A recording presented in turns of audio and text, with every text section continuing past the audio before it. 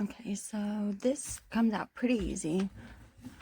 It's easier with two hands. So you pull the first thing out, you can pull these out, and then it's this part here, you just lift, and it snaps right in place here.